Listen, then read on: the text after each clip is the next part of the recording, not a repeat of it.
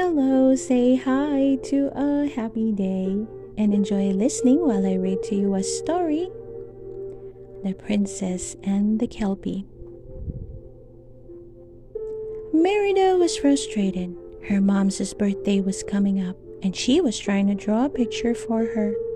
But no matter what she drew, nothing felt quite right. Why can't I figure out what to draw? Merida asked Maudie. It shouldn't be that hard. Cheer up, lassie, Maudie replied. It will come to you when the time is right. Merida sat down for Quill.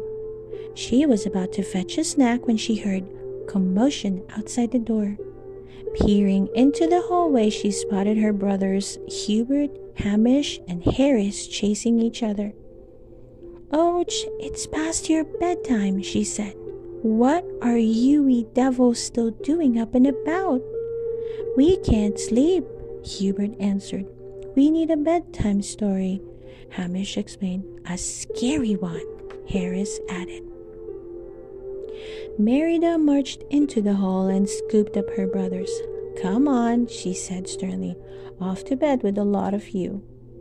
The triplets squirmed, but Merida was stronger than they were, and in no time she had all three of them tucked into bed. "Now let's see," Merida said, looking at the boys' books. "A scary story? This one will do nicely." Merida pulled a book from the shelf and sat down to read to the triplets. "Here we go," she began. "The Princess and the Kelpie." "A princess story?" Hubert asked. "What's scary about that?" Now, Merida said. "No back talk. You asked for a scary story, and that's what you'll get." "What's a Kelpie?" Hamish asked. Merida smiled. "You'll see soon enough," she answered. Merida opened the book and began. "Once upon a time, there was a brave princess. One day, the princess decided to go out for a ride on her noble steed. As they approached the woods, the princess saw a gray flash pass before her eyes. Her horse bucked, but the princess was not afraid. "Don't be a ninny," she told her horse. "Come on now, let's see what it was." The two had not gone far when they came upon a gray horse. Its coat shimmered and its mane looked like fine silk. The princess had never seen such an animal. She stepped forward, careful not to spook the stallion, but her own horse stood in her way.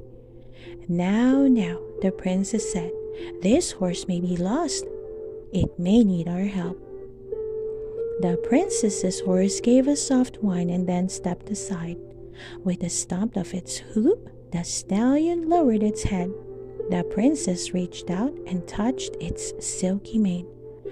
"Well, now, aren't you a bonny lad?" she said. Then, grabbing hold of the horse's mane, she swung up onto its back. The horse reared up. It tried to buck, but the princess stayed on. She had been riding horses her whole life, and she knew how she could control this one, even without a bridle. Suddenly, the horse charged forward. The princess tried to calm, but it was no use. The mighty stallion refused to slow down, and worse, he was headed straight for a deep lodge. The princess tried to free her hands of the horse's mane, but they were stuck. Her legs were stuck too. The princess knew there was only one thing that could cause this. There must be some odd fairy magic at work. The princess tried to pull her hands free again. If she didn't find a way to stop the stallion, he was going to run both of them over a cliff and straight into the deep water. Just then, the horse brushed against a tree. Some of the morning dew fell from a branch and landed on one of the princess's hands. At once, her hand slid free of the stallion's mane. Now the princess understood. She had come upon not simply a lost horse, but rather upon a Kelpie, a mysterious water spirit. The princess shivered. She was in more danger than she thought. The Kelpie was not a kind creature. It delighted in casting unsuspecting riders into the sea.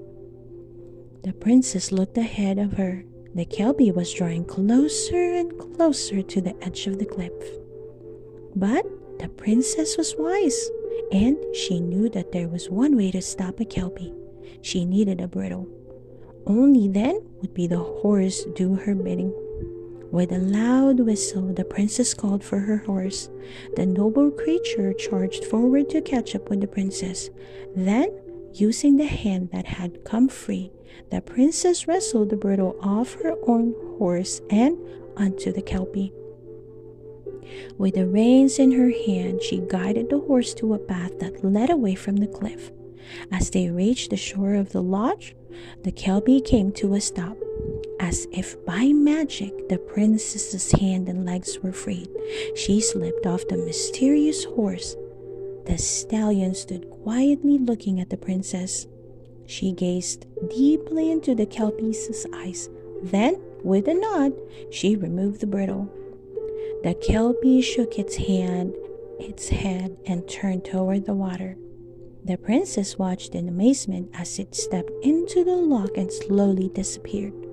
Then, climbing atop of her own horse, the princess returned home. Merida closed the book.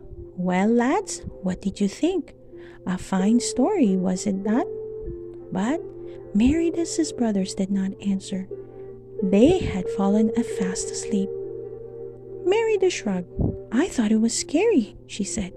Setting the book down, she quietly tiptoed out of the boys' room. Merida walked down the hall to her own room. Maudie had been right. While she had been reading to the triplets, an idea had come to her for her drawing.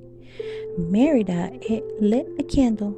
Then she took out a fresh piece of parchment and got to work. She was sure her mom would love the drawing. The end. I hope you enjoyed listening to this story, The Princess and the Kelpie. Please don't forget to hit that like button and subscribe to listen to more of our favorite book stories. See you soon!